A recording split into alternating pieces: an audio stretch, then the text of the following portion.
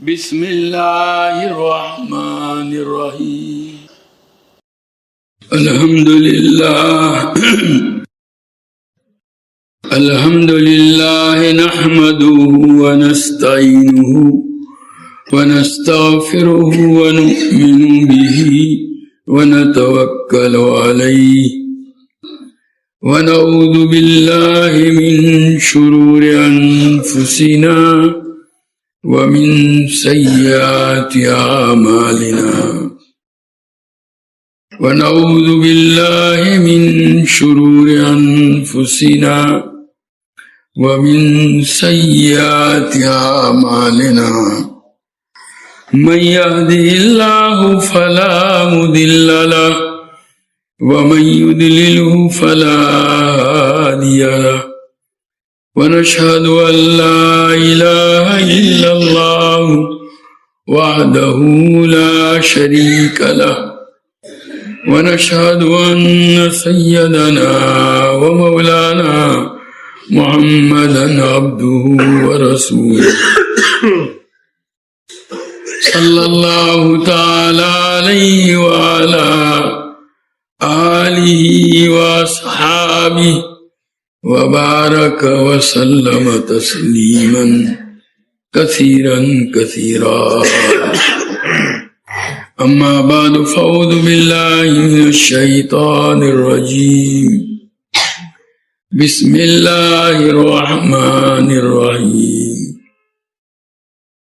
والعاديات ضبحا فالموريات قدحا فالمغيرات صبحا فأثرن به نقعا فوسطن به جمعا إن الإنسان لربه لكنود وإنه على ذلك لشهيد وإنه لحب الخير لشديد أفلا يعلم إذا بؤثر ما في القبور وحصل ما في الصدور إن ربهم بهم يومئذ لخبير. یہ سورہ والعادیات ہے. پچھلی مجالس سے اس کا سلسلہ چل رہا ہے. اس صورت میں اللہ تبارک و تعالیٰ نے گھوڑوں کی قسم کھا کر کے فرمایا ہے کہ انسان اللہ تبارک و تعالیٰ کا بڑا ناشکرا ہے. اللہ تعالیٰ کی نعمتوں کا جیسا شکر ادا کرنا چاہیے ویسا ادا نہیں کرتا. اور گویا اللہ تبارک و تعالیٰ اس بات کی طرف متوجہ کرنا چاہتے ہیں کہ انسان کو ناشکری والا یہ طریقہ چھوڑ کر شکر گزاری والا انداز اختیار کرنا چاہیے. گزشتہ مجلس میں بتلایا تھا حضرت شاہ عبدالعزیز صاحب دہلوی رحمۃ اللہ علیہ نے فرمایا کہ ناشکری جو ہے وہ 3 قسم کی ہے. سب سے بڑی ناشکری تو وہ ہے کہ نعمت دینے والی ذات اللہ تعالیٰ کی جس نے ساری نعمتیں عطا فرمائی.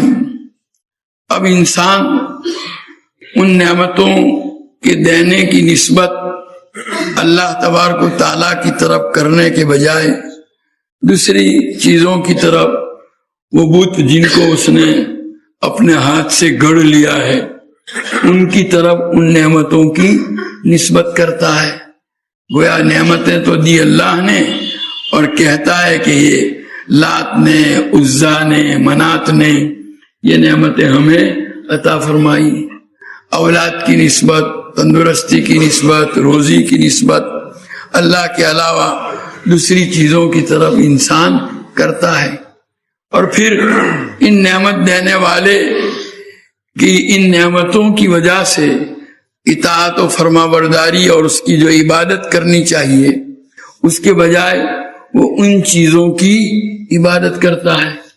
تو گویا یہ بہت بڑی ناشکری اعلیٰ درجے کی نعمت دینے والے کی طرف ان نعمتوں کی نسبت کرنے کے بجائے دوسری چیزوں کی طرف نسبت کرے کہ انہوں نے دی، اور جو اصل نعمت دینے والا ہے اس کی اطاعت، اس کی عبادت کرنے کے بجائے دوسری چیزوں کی اطاعت اور عبادت میں لگ جائے، تو یہ اعلیٰ درجہ ہے ناشکری کا، پہلی قسم۔ اب دوسری قسم جو ہے وہ اس سے دوسرے نمبر کے اوپر ہے کہ بندہ ان نعمتوں کو اللہ تبارک تعالیٰ نے، جتنی بھی نعمتیں اللہ نے انسانوں کو دی ہیں، وہ انسان کی ضرورتوں اور ان کی مصلحتوں کے پیش نظر دی ہے۔ جیسے اللہ تعالیٰ نے ہمیں ایک جسم عطا فرمایا، اس جسم کے اندر اللہ نے ہمیں آنکھیں دی، زبان دی، کان دیے، ہاتھ دیے، پاؤں دیے، دل دیا، دماغ دیا، اور جسم کے اس جو ہے 5 فٹ کے قد کے اندر معلوم نہیں کیسے کیسے قوا اللہ تبارک تعالیٰ نے فٹ کر دیے، اور یہ سب جو دیا ہے اللہ تعالیٰ نے دراصل ہماری ضرورتوں اور ہماری مصلحتوں کے پیش نظر اللہ تعالیٰ نے ہمیں عطا فرمایا۔ کائنات کی ان تمام چیزوں کو اللہ نے چونکہ انسان کے لیے پیدا فرمایا، اور انسان کے لیے کائنات کی ان چیزوں سے فائدہ اٹھانا اسی وقت ممکن ہے جبکہ یہ ساری نعمتیں جو اللہ نے دی ہیں وہ اس کے اندر موجود ہوں، آنکھیں ہوں، زبان ہو، کان ہو، ہاتھ ہو، پاؤں ہو، دل ہو، دماغ ہو، یہ سارے جو قوا اللہ تعالیٰ نے عطا فرمائے، ان قوا ہی کے ذریعے سے انسان کائنات کی ان چیزوں سے کما حقہ فائدہ اٹھا سکتا ہے۔ گویا یہ انسان کی ضرورت ہے، اور ضرورت کے ساتھ ساتھ اس کی مصلحت بھی ہے، یعنی ان قوا کو ایسے کاموں میں جس میں آئندہ چل کر کے اس کا فائدہ ہے وہ استعمال کرے گا۔ تو گویا یہ ساری نعمتیں اللہ تبارک تعالیٰ نے اسی مقصد کے پیش نظر عطا فرمائی۔ اب کوئی آدمی جو ہے اس کو ان ضرورتوں اور مصلحتوں میں استعمال کرنے کے بجائے جو ہے جہاں اللہ تبارک تعالیٰ نے منع کیا ہے ان نعمتوں کو عطا کرنے کے ساتھ ساتھ اللہ تعالیٰ نے کچھ پابندی بھی لگا دی۔ آنکھیں دی تو اللہ تعالیٰ نے یہ بھی فرما دیا کہ ان آنکھوں کے ذریعے سے آپ کو نامحرم عورتوں کو دیکھنا نہیں ہے، ایسی چیزیں جن کو دیکھنے سے اللہ تعالیٰ ناراض ہوتا ہے، جو اللہ کو پسند نہیں ہے، اس کو آپ کو ان آنکھوں کے ذریعے سے دیکھنا نہیں ہے۔ زبان دی، اس زبان سے ایسی باتیں اپنی زبان سے ادا نہیں نکالنا ہے جس سے اللہ تعالیٰ ناراض ہوتا ہے، جس سے اللہ نے منع فرمایا ہے۔ تو یہ کچھ تھوڑی بہت پابندیاں بھی عائد کی گئی ہیں ان اعضاء اور نعمتوں کو استعمال کرنے کے دوران۔ تو انسان بجائے ان پابندیوں کا لحاظ کرنے کے انہی غلط کاموں میں جس سے منع کیا گیا ہے وہ ان نعمتوں کو استعمال کرتا ہے۔ جیسے ایک مثال سے آپ یوں سمجھیے کہ کسی آدمی نے آپ کو کوئی سواری دی، گاڑی دی، آپ کو کار دی یا موٹر سائیکل دی تاکہ آپ اس کو اپنی ضرورتوں میں استعمال کریں، کہ بھائی آپ نوکری کرنے کے لیے جاتے ہیں، جہاں آپ کا نوکری والا مقام ہے، جگہ ہے، وہ کافی دور ہے، وہاں پہنچنے میں آپ کو بہت مشقت لاحق ہوتی تھی، بسوں میں بیٹھ کر، ٹرین میں بیٹھ کر کے آپ جاتے تھے اور اس میں بڑا وقت ضائع ہوتا تھا۔ اس نے آپ کو ایک موٹر سائیکل لے کر کے دے دی، گاڑی لے کر کے دے دی کہ آپ اطمینان سے وہاں اپنی ملازمت کی جگہ پر جا سکیں، اور اسی طرح اپنی دوسری ضرورتوں میں بھی اس کو استعمال کر سکیں۔ لیکن ساتھ ہی ساتھ جو ہے اس نے یہ بھی کہا کہ دیکھو فلاں فلاں کام میں اس گاڑی کو استعمال مت کرنا، میرے خلاف جو ہے اس گاڑی کو استعمال، مجھے نقصان پہنچانے کے اندر اس گاڑی کو استعمال مت کرنا۔ اب آپ نے بجائے اس کے کہ وہ اس کی جو ہے ہدایت پر عمل کرتے، اس گاڑی کو اس کو نقصان پہنچانے ہی کے اندر استعمال کرنا شروع کر دیا۔ تو یہ گویا بہت بڑی ناشکری ہوگی کہ جس نے نعمت دی اس نعمت کو اس کے خلاف ہی، اس کی بغاوت میں، اس کی نافرمانی میں استعمال کیا جا رہا ہے۔ تو یہ گویا ایک بہت بڑی ناشکری ہے۔ تو اسی طریقے سے اللہ تبارک تعالیٰ نے جتنی بھی نعمتیں ہمیں عطا فرمائی ہیں، آنکھیں دی ہیں، تو ان آنکھوں کو اللہ تعالیٰ کی طرف سے جو ہمیں استعمال کرنے کی اجازت دی گئی جہاں ہماری ضرورتیں ہیں، اس لیے کہ اگر یہ آنکھ نہ ہوتی تو ہمارے بہت سے کام اس کی وجہ سے رکے رہتے، لیکن اللہ تبارک تعالیٰ نے آنکھیں ہمارے فائدے کے لیے، ہماری ضرورتوں کو پورا کرنے کے لیے عطا فرمائی۔ تو اب ساتھ ہی ساتھ کچھ پابندی بھی عائد کر دی۔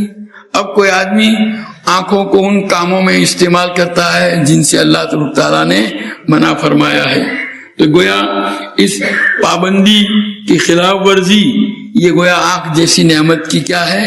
ناشکری ہے۔ آنکھ ایک بہت بڑی نعمت ہے۔ جو لوگ بینائی سے محروم ہیں، پیدائشی طور پر نابینا ہیں، ان سے پوچھو کہ یہ کیسی بڑی نعمت ہے۔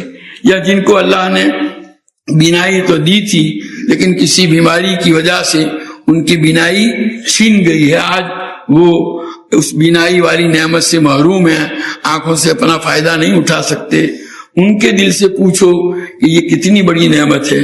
وہ بڑی سے بڑی دولت خرچ کر کے اور بڑے سی بڑی قربانی دے کر کے وہ اس نعمت کو دوبارہ حاصل کرنے کی کوشش کرے گا، لیکن محروم ہے۔ تو بہرحال یہ نعمت اتنی بڑی نعمت ہے اللہ تعالیٰ نے جو ہمیں عطا فرمائی آنکھ کی شکل کے اندر، اور اس کو ہمیں اللہ تعالیٰ نے اپنی ضرورتوں میں استعمال کرنے کی اجازت دی۔ بھئی ہم جو ہے کمانے کے لیے، اپنی ضرورتوں کو حاصل کرنے کے لیے آنکھوں کو بھی کیا کرتے ہیں؟ استعمال کرتے ہیں۔ آپ تجارت کریں گے، سروس کریں گے یا کھیتی باڑی کریں گے تو وہاں اگر آپ کا آنکھیں ہیں تو اس صورت میں بہت ان آنکھوں کی وجہ سے آپ اپنے اس کاروبار میں بہت زیادہ بڑا ترقی کر سکتے ہیں، فائدہ اٹھا سکتے ہیں۔ اسی طریقے سے اپنی دوسری ضرورتوں میں آپ اس کو استعمال کر سکتے ہیں۔ اللہ تعالیٰ نے ہماری ان ضروریات کے اندر استعمال کرنے کی اجازت دی ان آنکھوں کو، اور ساتھ ہی ساتھ اللہ تعالیٰ کی طرف سے یہ پابندی بھی عائد کی گئی ہے کہ بھائی اس کو کے ذریعے سے نامحرم کو مت دیکھنا، بلکہ بعض چیزیں تو ایسی ہیں جن کے دیکھنے پر اللہ تبارک تعالیٰ کی طرف سے باقاعدہ انعام دیا جاتا ہے۔ جیسے کہ روایتوں میں آتا ہے کہ کوئی جب شوہر اپنے گھر میں داخل ہوتا ہے اور گھر میں داخل ہوتے وقت اپنی بیوی کو محبت کی نظر سے دیکھتا ہے اور اس کی بیوی اپنے شوہر کو محبت کی نگاہ سے دیکھتی ہے تو اللہ تعالیٰ دونوں کو رحمت کی نگاہ سے دیکھتے ہیں۔ تو اب دیکھیے شہوت والی نگاہ یہاں بیوی کے سلسلے میں ڈالنے کی شریعت نے اجازت دی، اب اسی شہوت والی نگاہ کو وہ دوسری جگہ ڈال رہا ہے جہاں سے اس کو منع کیا گیا تھا، تو یہ آنکھ جیسی نعمت کی کیا ہوگی؟ ناشکری ہوگی۔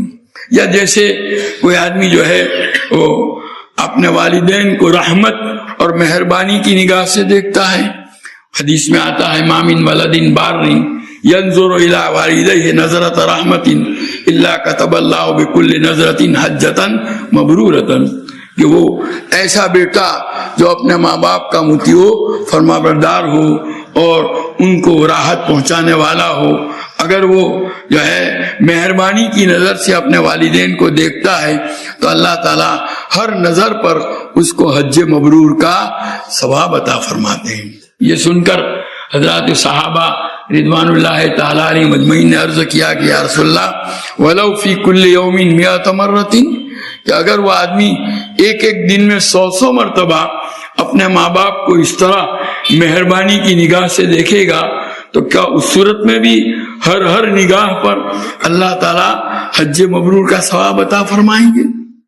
جہاں نبی کریم صلی اللہ علیہ وسلم فرمایا نعم اللہ اکبر و اطیب، جی ہاں اللہ تعالیٰ کی شان تو بہت اونچی اور بڑی پاکیزہ ہے، اس کے خزانے میں کہاں کمی ہے؟ وہ اگر ایک نظر پر ایک حج مبرور کیا 100 حج مبرور کا بھی ثواب دے تو وہاں تو کوئی کمی آنے والی نہیں ہے۔ تو دیکھو آنکھ کا ایک استعمال یہ ہے جس پر اللہ تعالیٰ بندے سے راضی ہوتے ہیں. آدمی ایسا استعمال کرے تو اس کے نامہ اعمال میں ثواب کا ایک بڑا ذخیرہ جمع ہو جائے گا. اس کے بجائے وہ نامحرم پر نگاہ کرتا ہے تو قرآن میں اس پر منع کیا گیا. قل للمؤمنین یغضوا من ابصارہم، کہ آپ ایمان والوں سے کہہ دیجئے کہ اپنی نگاہوں کو نیچا رکھیں. ایمان والے مردوں سے بھی کہہ دیجئے، وقل للمؤمنات، ایمان والی عورتوں سے بھی کہہ دیجئے کہ وہ اپنی نگاہوں کو نیچا رکھیں. اور جیسا کہ حدیث میں آتا ہے حضور صلی اللہ علیہ وسلم نے فرمایا العینان تزنیان وزناہما النظر، کہ آنکھیں بھی زنا کرتی ہیں اور ان کا زنا کیا ہے؟ دیکھنا ہے. جیسے آدمی کسی پرائی عورت کے ساتھ بدفعلی کرے تو وہ زنا کہلاتا ہے، وہ تو شرمگاہ کا زنا ہوا. لیکن آنکھوں کا زنا یہ ہے کہ کسی پرائی عورت کو شہوت والی نگاہ سے دیکھے. اللہ نے منع فرمایا. اب ان آنکھوں سے وہ نامحرم عورتوں کو، پرائی عورتوں کو شہوت بھری نگاہوں سے دیکھتا ہے تو یہ کیا ہوا؟ ایک آنکھ کی ناشکری ہوئی. جس کو زنا قرار دیا گیا ہے یہ اس کا ارتکاب کر رہا ہے. اور بلکہ یہ بدنگاہی جو ہے بڑی خطرناک ہے. نبی کریم صلی اللہ علیہ وسلم کا ارشاد ہے النظرۃ سہم مسموم من سہام ابلیس من ترکہا مخافتی ابدلتہ ایمانا یجد حلاوتہ فی قلبہ. یہ حدیث قدسی ہے. نبی کریم صلی اللہ علیہ وسلم باری تعالیٰ کا ارشاد نقل کرتے ہیں کہ بدنگاہی، کسی پرائی عورت کو شہوت کی نظر سے دیکھنا، یہ شیطان کے تیروں میں سے ایک زہریلا تیر ہے. من ترکہا مخافتی، باری تعالیٰ فرماتے جو میرے خوف اور میرے ڈر سے اس نگاہ کو، بدنگاہی کو کیا کرے گا؟ چھوڑ دے. دوسروں کے ڈر سے تو چھوڑ دیتا آدمی بدنگاہی کر رہا ہو اور بدنگاہی کرتے کرتے اس نے محسوس کیا کہ میرے ابا میری اس حرکت کو دیکھ رہے ہیں تو وہ اپنے آپ کو روک لے گا. میرے استاد مجھے دیکھ رہے ہیں تو وہ اپنے آپ کو روک لے گا. میرے شیخ مجھے دیکھ رہے ہیں تو اپنے آپ کو روک لے گا. بلکہ یہ تو بڑوں کی باتیں ہیں.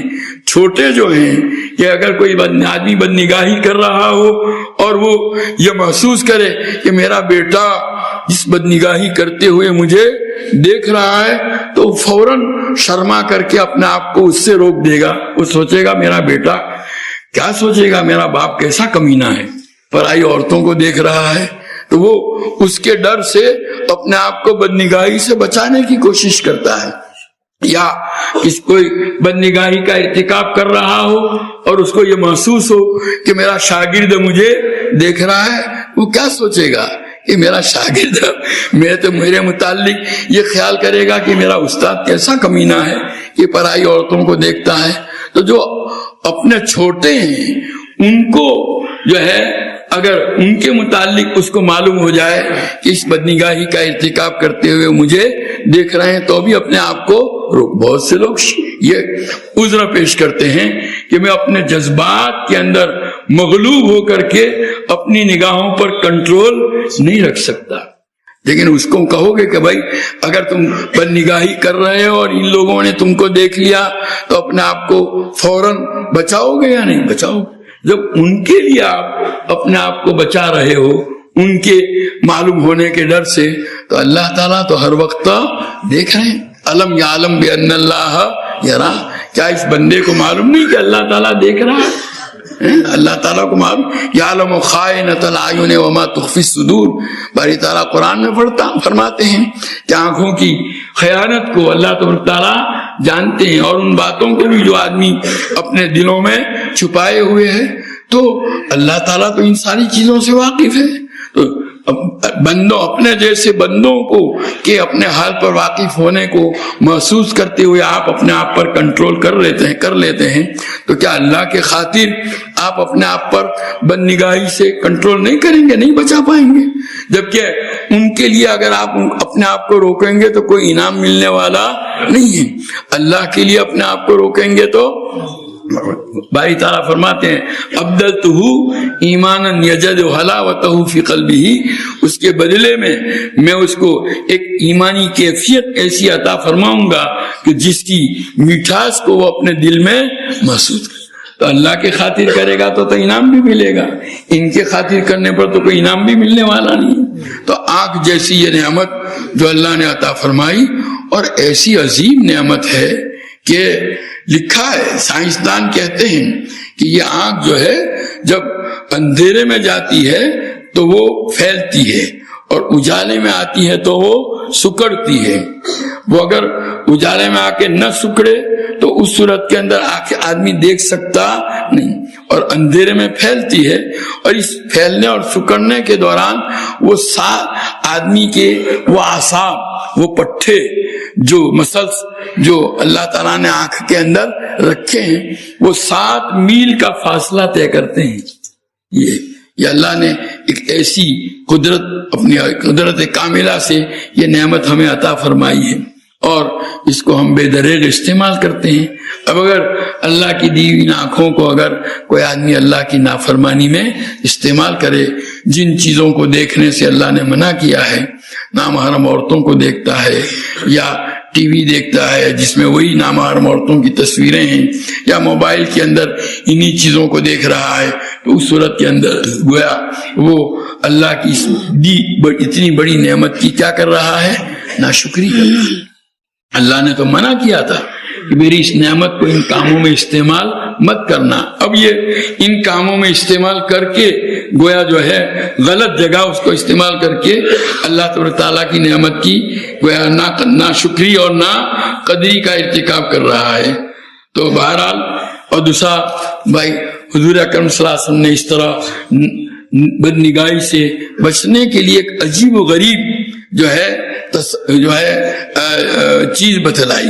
ایک نوجوان نے آ کر کے نبی کریم صلی اللہ علیہ وسلم سے سوال کیا، عرض کیا کہ اللہ کے رسول، میں زنا کا عادی ہونے کی وجہ سے اپنے آپ کو زنا سے بچا نہیں سکتا، سارے کام شریعت کے میں کرنے کے لیے تیار ہوں، لیکن زنا کی عادت ایسی ہے کہ وہ مجھ سے چھوٹ نہیں سکتی، آپ مجھے اس کی اجازت دے دیجئے۔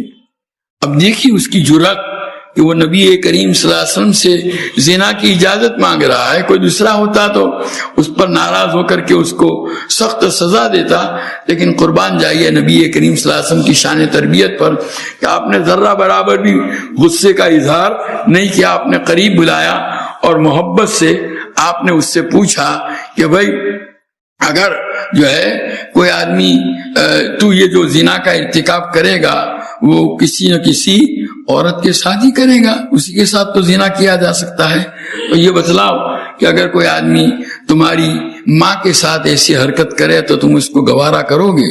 کہا ہرگز نہیں۔ تمہاری بیٹی کے ساتھ؟ کہا ہرگز نہیں۔ تمہاری خالہ اور پھوپھی کے ساتھ؟ کہا ہرگز نہیں۔ تمہاری بہن کے ساتھ؟ تو کہا ہرگز نہیں۔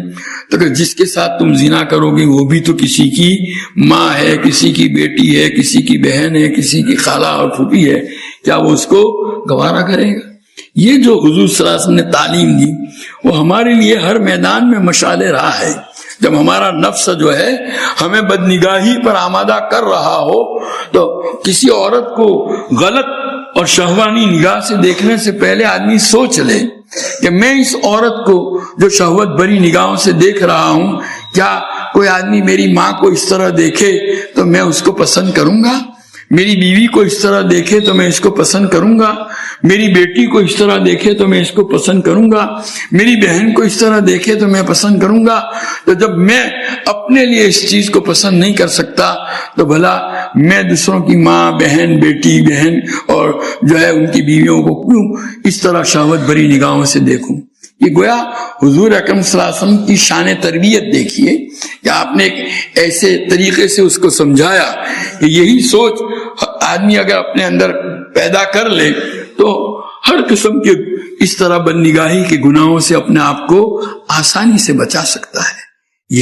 اسی لیے تو حدیث آتا ہے، نبی کریم صلی اللہ علیہ وسلم نے فرمایا احب للناس ما تحب لنفسک، کہ لوگوں کے لیے وہی چیز پسند کرو جو اپنے لیے پسند کرتے ہو، لوگوں کے لیے وہ چیز ناپسند کرو جو اپنے لیے ناپسند کرتے ہو۔ ہم نے 2 پیمانے بنا رکھے ہیں، اپنے لیے ایک چیز کو ناپسند کرتے ہیں لیکن لوگوں کے ساتھ وہی معاملہ ہم کرتے ہیں۔ اللہ تعالیٰ کے یہاں یہ چیز گوارا نہیں ہے۔ اللہ کی تمام بندیاں ہیں، اللہ کے لیے تو سب کیا ہیں؟ برابر ہیں. اسی لیے اللہ تعالیٰ نے زنا کو حرام قرار دیا. ہاں کوئی آدمی نکاح کا جو ذریعہ شریعت کا بتلایا ہوا ہے کہ اس ذریعے کے کو اختیار کر کے آدمی اس عورت کو اپنے لیے کیا کر سکتا ہے؟ حلال کر سکتا ہے. اس کے بعد اگر وہ اس کے ساتھ صحبت کرتا ہے تو کوئی بات نہیں. جیسے ایک باپ اپنی بیٹی کو اپنے جو ہے رضامندی کے ساتھ کسی کے نکاح میں دیتا ہے, نکاح ہو گیا تو باپ کو کبھی ناگوار نہیں ہوگا کہ میرا داماد میری بیوی میری بیٹی کے ساتھ ایسا معاملہ کیوں کرتا ہے, سوچتا بھی نہیں. بلکہ اگر ان حقوق کی ادائیگی میں اس کی طرف سے کوتاہی ہو تو شکایت پیدا ہوتی. سمجھا ہے کہ نہیں؟ وہاں ناراضگی کا سوال نہیں. تو جو طریقے شریعت نے بتلائے ہیں, اللہ کی ساری بندیاں اللہ کی بندیاں ہیں. اللہ اس کو گوارا نہیں کرتے کہ اللہ کی کسی بندی کے ساتھ کوئی آدمی اس طرح غلط نگاہوں سے, شہوت بری نگاہ سے دیکھے جس کا دیکھنا اس کے لیے جائز نہ ہو. حدیث میں آتا ہے کہ ایک مرتبہ اس طرح زنا کی بات آئی تو حضرت اسعد ابن عبادہ رضی اللہ تعالیٰ عنہ جو قبیلہ خزرج کے سردار تھے, تو انہوں نے ایک یوں کہا کہ میں تو اگر اپنی بیوی کے ساتھ کسی اجنبی آدمی کو دیکھ لوں نا تو میں تو تلوار سے اس کا سر اڑا دوں گا. تو ان کا یہ جملہ سن کر نبی کریم صلی اللہ تعالی علیہ وسلم نے ارشاد فرمایا کہ تم کو یہ غیرت کی بات ہے کہ تم کو حضرت صاحب کی غیرت کے اوپر تعجب ہوتا ہے. میں ان سے زیادہ باغیرت ہوں اور اللہ تعالیٰ مجھ سے زیادہ باغیرت ہیں. اسی لیے انہوں نے اللہ تعالیٰ نے زنا کو حرام کرا دیا. زنا کرنے والا ایک ناجائز اور غلط طریقے سے ایک عورت کو استعمال کر رہا ہے, اللہ کو یہ گوارا نہیں, اللہ تعالیٰ اس کو سزا دیں گے. ہاں اگر نکاح کے بعد استعمال کرتا تو کوئی اشکال کی چیز نہیں تھی. تو بہرحال کہنے کا حاصل یہ ہے کہ یہ آنکھوں کو غلط استعمال کرنا, تو بہت سے لوگ یہ عذر پیش کرتے ہیں کہ ہمیں اپنے جذبات کے اوپر کنٹرول نہیں ہے, ہم اپنی خواہش سے مغلوب ہو جاتے ہیں اور بدنگاہی کا ہم سے ارتکاب ہو جاتا ہے. یہ نفس کا دھوکہ ہے. حقیقت جیسا کہ میں نے کہا نا, یہی لوگ جیسا اگر ان کو معلوم ہو جائے کہ میں بدنگاہی کر رہا ہوں, اس کا پتہ فلاں کو چل رہا ہے, تو وہ فوراً اپنے آپ پر کیا کر لیں گے؟ کنٹرول کر لیں گے. جب بندوں کے لیے آپ اپنے آپ کو کنٹرول کر سکتے ہیں ان کے ڈر سے, سمجھایا کہ نہیں, تو اللہ کے ڈر سے کیوں اپنے آپ پر کنٹرول نہیں کرتے؟ تو کہنے کا حاصل یہ ہے کہ یہ آنکھ جیسی نعمت جو اللہ تبارک تعالیٰ نے ہمیں عطا فرمائی ہے, اب ان کو ہم اپنی ضرورتوں میں, اپنی مصلحتوں میں, یعنی جن چیزوں کو دیکھنے سے ہمیں کیا ہوتا ہے؟ فائدہ ہوتا ہے. ضرورت تو اس کو کہتے ہیں کہ جہاں استعمال نہ کریں تو ہم کو کیا ہوگا؟ نقصان ہوگا. اور مصلحت وہ کہلاتی ہے جہاں استعمال کرنے میں ہم کو کیا ہوتا ہے؟ فائدہ ہوتا ہے. وہاں ضرورت اور مصلحتوں میں استعمال کرنے کی اللہ تعالیٰ نے کیا دی ہے؟ اجازت دی ہے.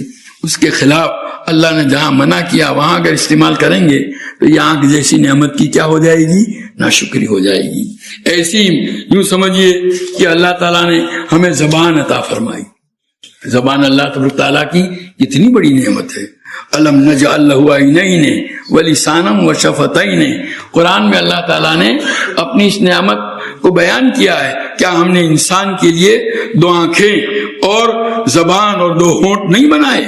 گویا اللہ اپنی اس نعمت کو گویا بطور احسان کے ذکر فرما رہے ہیں. زبان اللہ کی ایسی عجیب و غریب نعمت ہے کہ آدمی جب سے بولنا سیکھتا ہے برابر یہ بولنے کا سلسلہ موت تک جاری رہتا ہے. نہ اس میں کچھ تیل ڈالنا پڑتا ہے, نہ اس کی سروس کرانے کی پڑتی ہے, نہ اوور ہالنگ کرانی پڑتی ہے. اور پھر جو کمال کی بات تو یہ ہے کہ اللہ تعالیٰ نے آدمی کے دل و دماغ اور زبان کے ساتھ آپس میں ایسا کانٹیکٹ کر دیا, رابطہ قائم کر لیا کہ جہاں آدمی نے ارادہ کیا فوراً زبان اپنا کام شروع کر دیتی, بولنا شروع کر. ایسا نہیں کہ تم سوئچ آن کرو پھر وہ بولنا چالو کرے گی تو دیر ہو جائے گی, اتنی دیر میں تو سمجھا ہے کہ نہیں. ایسا نہیں, قدرت کا عجیب و غریب نظام ہے. ادھر دل میں ارادہ ہوا اور زبان نے اپنا کام کرنا شروع کر دیا. ایک ایسی عجیب و غریب نعمت اللہ تعالیٰ نے ہمیں عطا فرمائی ہے. لیکن ساتھ ہی اللہ تبارک تعالیٰ نے ہمیں جو ہے تاکید فرمائی کہ اس کو فلاں کام میں استعمال مت کرنا. زبان کے ذریعے سے جھوٹ مت بولنا. حدیث میں آتا ہے نبی کریم صلی اللہ علیہ وسلم فرماتے ہیں ایاکم والکذب فإن الکذب یہدی الی الفجور وإن الفجور یہدی الی النار. تم اپنے آپ کو جھوٹ سے بچاؤ، اس لیے کہ جھوٹ آدمی کو گناہ کے راستے پر لے جاتا ہے اور گناہ والا راستہ آدمی کو جہنم تک پہنچاتا ہے. یہ جھوٹ حدیث میں آتا ہے، نبی کریم صلی اللہ علیہ وسلم نے فرمایا آدمی جب جھوٹ بولتا ہے تو رحمت کا فرشتہ ایک میل دور اس سے چلا، اس کے منہ سے ایسی بدبو آتی ہے کہ اس بدبو کی وجہ سے فرشتہ ایک میل دور چلا جاتا ہے. حضور سے پوچھا گیا کہ مومن بزدل ہو سکتا ہے کیا؟ ہو سکتا ہے. مومن بخیل ہو سکتا ہے، جھوٹا ہو سکتا ہے کہ جھوٹا نہیں ہو سکتا. تو بہرحال یہ جھوٹ سے آپ نے منع فرمایا. اب ہم جو ہے اپنی گفتگو میں، اپنے معاملات میں بے دریغ جھوٹ کا ارتکاب کرتے ہیں. ہمیں احساس تک نہیں ہوتا کہ میں اس جھوٹ کے ذریعے سے اللہ کی نافرمانی کر رہا ہوں، اللہ کی نعمت کی ناشکری ادا کر رہا ہوں. غیبت سے منع کیا اللہ تعالیٰ نے. قرآن میں باری تعالیٰ نے فرمایا وَلَا يَغْتَبْ بَعْضُكُمْ بَعْضًا أَيُحِبُّ أَحَدُكُمْ أَن يَأْكُلَ لَحْمَ أَخِيهِ مَيْتًا فَكَرِهْتُمُوهُ، کہ تم میں سے کوئی کسی کی غیبت نہ کرے. کیا تم اس بات کو، تم میں سے کوئی آدمی ایک پسند کرتا ہے کہ وہ اپنے مرے ہوئے بھائی کا گوشت کھائے؟ اس کو تو تم ناپسند کرتے ہو. قرآن میں اللہ تعالیٰ نے غیبت کی ایک ایسی خطرناک مثال دی کہ مردار کا گوشت، اور وہ بھی انسان کا، اور انسان بھی کون؟ اپنا بھائی. کہ جیسے وہ ہے اس طرح غیبت کرنا بھی اسی طرح ہے.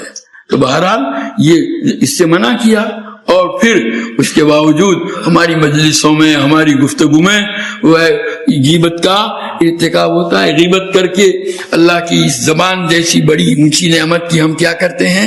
ناشکری کرتے ہیں. جھوٹ، غیبت، چغلی. حدیث میں آتا ہے نبی کریم صلی اللہ علیہ وسلم فرمایا لا يدخل الجنت قطات، چغلی کرنے والا جو ہے جنت میں داخل نہیں ہوگا. مانا کیا گیا. اب اسی زبان سے ہم چغلی کا ارتکاب کرتے ہیں. سب و شتم، گالی دینے سے منع کیا، اسی زبان کو ہم گالی میں استعمال کرتے ہیں. یہ دیکھو اتنی بڑی نعمت جو اللہ تعالیٰ نے ہمیں عطا فرمائی ہے کہ غلط کاموں کے ذریعے سے ہم اللہ کی اس نعمت کی ناشکری اور اللہ کو ناراض کر رہے ہیں. ہمیں احساس تک نہیں ہوتا. غلط جگہ استعمال کیا. کبھی ہم نے نہیں سوچا کہ ہم اس نعمت کو کہاں غلط جگہ استعمال کر کے اللہ کو ناراض کر رہے ہیں. حالانکہ یہ تو ایک ایسی عجیب و غریب چیز ہے کہ ہم جتنا اللہ کی یاد میں، ذکر میں اس کو استعمال کرتے نا، اتنا ہی ہمارے لیے اس میں کیا تھا؟ فائدہ. حدیث پاک میں آتا ہے نبی کریم صلی اللہ تعالی علیہ وسلم نے ارشاد فرمایا کیا کہ التسبیح نصف المیزان والحمدللہ یمنعہ، کہ سبحان اللہ یہ نامہ اعمال توڑنے کے ترازو کو آدھا بھر دیتا ہے، اور الحمدللہ جو ہے وہ پورا اس کو بھر دیتا ہے. حضور صلی اللہ علیہ وسلم. اور یہ بھی آیا بخاری شریف کی روایت ہے کہ سبحان اللہ وبحمدہ کوئی آدمی ایک دن میں 100 مرتبہ پڑھے گا تو اس کے سارے گناہ معاف ہو جائیں گے، چاہے وہ سمندر کے جگ کے برابر ہی کیوں نہ ہو. اور اسی طرح یہ بھی آتا ہے حدیث کے اندر کہ کسی آدمی نے 100 مرتبہ صبح اور 100 مرتبہ شام کو سبحان اللہ اگر پڑھا تو ایسا جیسے کہ اس نے 100 حج کیے. اور جس نے 100 مرتبہ صبح اور 100 مرتبہ شام کو الحمدللہ پڑھا تو ایسا جیسے اس نے اللہ کے راستے میں جہاد کے لیے 100 گھوڑے لوگوں کو سوار ہونے کے لیے دیے. اور جس نے 100 مرتبہ صبح اور 100 مرتبہ شام کو لا الہ الا اللہ پڑھا تو گویا حضرت اسماعیل کی اولاد میں سے اس نے 100 غلام آزاد کیے. کتنا سستا سودا ہے. سبحان اللہ 100 مرتبہ پڑھنا، 2 منٹ میں آپ سبحان اللہ پڑھ لیں گے. اس پر اتنا بڑا ثواب. صبح 100 مرتبہ پڑھنا ہے، شام کو 100 مرتبہ پڑھنا ہے، اور 100 حج کا ثواب مل جائے گا. لیکن کبھی ہمیں خیال نہیں آتا کہ یہ فضیلت ہم حاصل کریں. یا جیسے حدیث میں آتا ہے حضور نے فرمایا لا حول ولا قوت الا باللہ، یہ 99 بیماریوں کا علاج و دوا ہے جس میں سب سے کم درجہ غم ہے. اب غم جو ہے کتنا ایسی چیز ہے کہ ہم اس کو دور نہیں کر پاتے، لیکن لا حول ولا قوت سے یہ چیز بھی ختم ہو جائے گی. بہرحال زبان کے صحیح استعمال پر نبی کریم صلی اللہ علیہ وسلم نے کیسی بشارتیں سنائی. من یضمن لی ما بین لحییہ و ما بین رجلیہ اضمن لہ الجنہ. بخاری شریف کی روایت ہے کہ جو آدمی اپنے اس عضو کی جو دو جبڑوں کے درمیان میں ہے اور اس عضو کی جو دو ٹانگوں کے درمیان میں ہے، پہلا یعنی زبان اور دوسرا شرمگاہ، اس کی مجھے گارنٹی دے، یعنی ان عضووں کو غلط استعمال نہیں کرے گا، بے جا استعمال نہیں کرے گا، تو میں اس کو جنت کی گارنٹی دیتا ہوں. خالی بچنا ہے. یہ بھی قدرت کا نظام دیکھو. دنیا میں کسی کام کے نہ کرنے پر کوئی معاوضہ ملتا، یہ نہیں کرو گے تو ہم تم کو اتنی تنخواہ دیں گے، ایسا کہیں نہیں ہوتا. لیکن اللہ تعالیٰ کے یہاں دیکھو، تم یہ نہیں کرو گے تو تم کو یہ ثواب ملے گا. زنا سے بچو گے، بدنگاہی سے بچو گے تو یہ ثواب ملے گا. اپنی زبان کو غلط کاموں سے بچاؤ گے، حفاظت کرو گے تو جنت کی گارنٹی. تو کسی کام کے نہ کرنے پر بھی اللہ تعالیٰ کے یہاں کیا ملتا ہے؟ ثواب اور اجر ملتا ہے. یہ تو اللہ تعالیٰ ہی کا فضل و کرم ہے، لیکن ہم اس سے بھی فائدہ اٹھانے کے لیے تیار نہیں ہیں. غلط استعمال کر کے اللہ کی ناراضگی مول لیتے ہیں، زبان کی ناشکری کے مرتکب ہوتے ہیں. بخاری شریف کے اندر روایت ہے کہ کبھی کوئی آدمی اللہ کی رضامندی والا کوئی کلمہ اپنی زبان سے بولتا ہے، اور جس وقت بول رہا ہوتا ہے اس کو کوئی پرواہ بھی نہیں ہے، اس کو یہ خیال اور دھیان بھی نہیں کہ میں اتنی اونچی بات اپنی زبان سے بول رہا ہوں، لیکن اس کے بولنے کی وجہ سے اللہ تعالیٰ اس کے بہت سارے درجات جنت کے اندر بلند کر دیتے ہیں. اور کوئی بندہ اللہ کی ناراضگی والا کوئی کلمہ اپنی زبان سے بولتا ہے، جس وقت بول رہا ہوتا ہے اس کو کوئی پرواہ اور خیال اور دھیان بھی نہیں کہ میں اتنی خطرناک چیز اپنی زبان سے نکال رہا ہوں، اور اس کی وجہ سے اللہ تعالیٰ اس کو جہنم کے اندر اتنا دور جتنا مشرق و مغرب کے درمیان میں فاصلہ ہے ڈال دیتے ہیں. تو اب دیکھیے 100 سال کا کافر کلمہ شہادت پڑھ لے تو وہ کیا ہو جائے گا؟ اب تک 100 سال کی بدعملیوں کی وجہ سے وہ جہنم کا حقدار تھا، لیکن ایک مرتبہ سچے دل سے کلمہ شہادت پڑھ لیا، مومن ہو گیا اور جنت کا حقدار بن گیا. یہ زبان کی کرامت دیکھو. اور اسی زبان سے کوئی مومن اگر کلمہ کفر کہہ دیتا ہے تو سارے اعمال ہفتہ ہو جائیں گے اور وہ جہنم کا حقدار ہو جائے گا. گویا یہ ایک ایسی نعمت ہے جس کا کوئی اندازہ نہیں کر سکتا. تو اللہ تعالیٰ نے یہ ساری نعمتیں دی، زبان دی، آنکھ دی، کان دیے، ہاتھ دیے. یہ ہاتھ کائے کے لیے دیے؟ ہمیں اپنی ضرورتوں کو پورا کرنے کے لیے، اور ساتھ ہی اللہ کے دوسرے بندوں کو فائدہ پہنچانے کے لیے. اس کے ذریعے سے ہم ظلم کریں، لوگوں کو ستائیں، تکلیف پہنچائیں. حضور فرماتے ہیں المسلم من سلم المسلمون من لسانہ و یدہ. مسلمان پکا اور کامل مسلمان وہ ہے جس کی زبان اور ہاتھ کی ایذاؤں سے دوسرے مسلمان کیا ہوں؟ محفوظ رہیں. اب اگر کوئی آدمی دوسروں کو تکلیف پہنچاتا ہے اپنی زبان سے یا ہاتھ سے تو وہ کامل مسلمان کہلائے جانے کا حقدار نہیں. پاؤں کائے کے لیے دیے؟ ہمیں اپنی ضرورتوں میں استعمال کرنے کے لیے. یا ان پاؤں کے ذریعے سے جو ہے کوئی ایسے کام کرو جس سے اللہ کیا ہو؟ راضی ہو. اللہ کے بندوں کو راحت پہنچانے کے لیے. اگر اس کے خلاف استعمال کریں گے گناہ کے کام میں، ناجائز کاموں میں، تو یہ بہت بڑی یہ ساری نعمتوں کا یہ حال ہے. مال، اب جن لوگوں کے پاس مال ہے تو یہ مال اللہ کا دیا ہوا ہے، اللہ کی نعمت ہے. تو اب ہم لوگ اسی نعمت کو اللہ کی نافرمانی میں ہیں. جہاں اللہ تعالیٰ نے منع کیا ہے وہاں استعمال کر کے اس کی کیا کرتے ہیں؟ ناشکری اور ناقدری کرتے ہیں.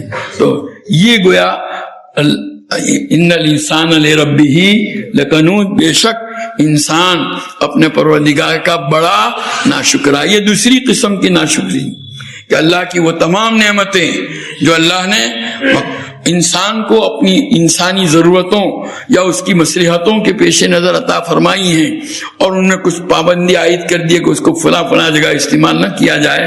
ان نعمتوں کو انسان اللہ کی نافرمانی اور اللہ کی ناراضگی کے کاموں میں استعمال کر کے گویا ان نعمتوں کی کیا کرتا ہے؟ یہ دوسری قسم کی ناشکری.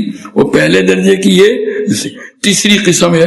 انشاءاللہ آئندہ مجلس میں اس کو بیان کریں گے. اللہ تبارک تعالیٰ ایسی ناشکریوں کا ارتکاب کرنے سے ہماری حفاظت فرمائے.